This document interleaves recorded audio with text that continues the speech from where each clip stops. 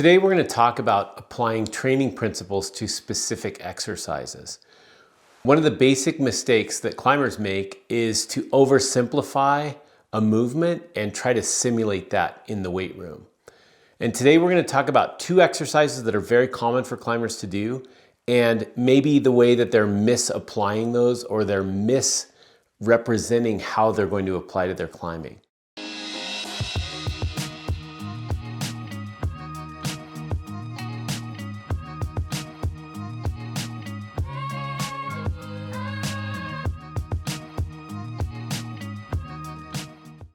Today we're going to talk about doing pull-ups and we're going to talk about doing biceps curls as ways to do specific moves in climbing.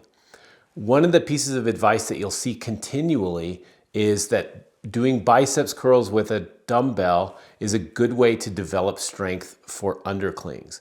Likewise, we sometimes think that doing pull-ups on a pull-up bar is a great way to develop lock-off strength for climbing on steep rock. And although each of these exercises might be a good starting place to get those skills, it's a terrible place to end up when we're trying to develop those skills because it's just not enough of what we need out of those exercises.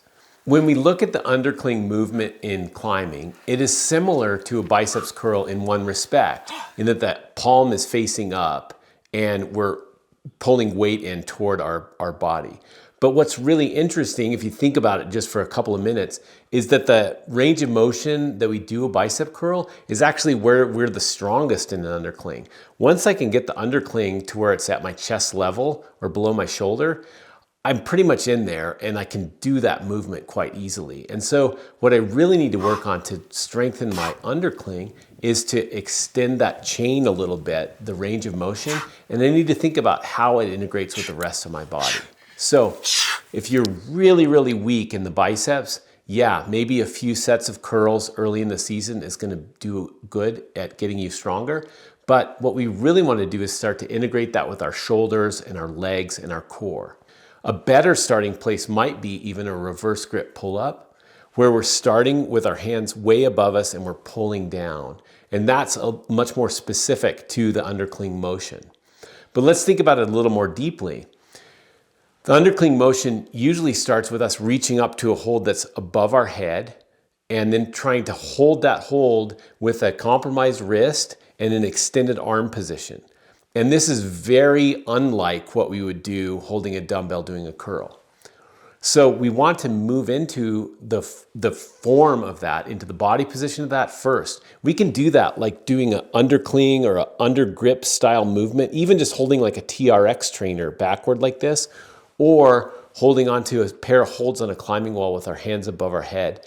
And you can even squat down below them and pull yourself back up and get a feel for how that might engage the muscles throughout your entire body.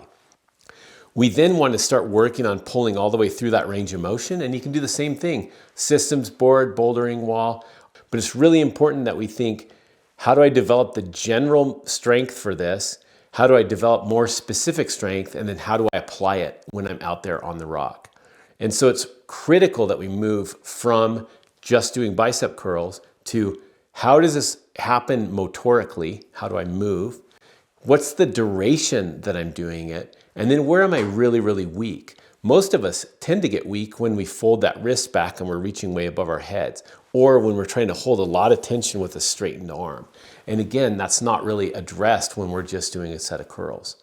So what I'd like to see with athletes is to take that general strength that they're building with like a reverse grip pull-up, then move it into something where they're extending the arms above their head and integrating some core tension, and then moving into actual movement position like we do on the campus sports setup we've got at our gym. And finally, start to apply that in the bouldering wall or at the crag. One of the things with underclings is it's a rare movement type. And so if you can practice it at your home gym or set it up in the commercial gym where you train, you're going to get a lot better at it in a big hurry. And it has nothing to do with standing in the weight room with some dumbbells in your hands. Second thing we're going to talk about today is pull-ups. Pull-ups are an excellent exercise, but they might not be the most specific pulling exercise to rock climbing. When rock climbing gets difficult is usually when it gets pretty steep. And people have a hard time holding a lock off with one arm when we're rolled back on that steep rock. And so we often think that pulling down on a pull-up bar is a great way to train for that. And although it's a good foundation or general strength exercise for upper body pulling, I think that the actual rowing motion, pulling in horizontally, is more specific to most of the difficulty that athletes have when they're rock climbing. So when you're thinking of training to be able to hold those lock-offs on steep rock, think about the way that you actually pull when you're climbing out something that's 40 degrees, 45 degrees, 50 degrees, and understand that there's very little lat involved and a lot of the rowing muscles involved. The other thing that happens is we tend to rotate as we're rowing or pulling on steep rock.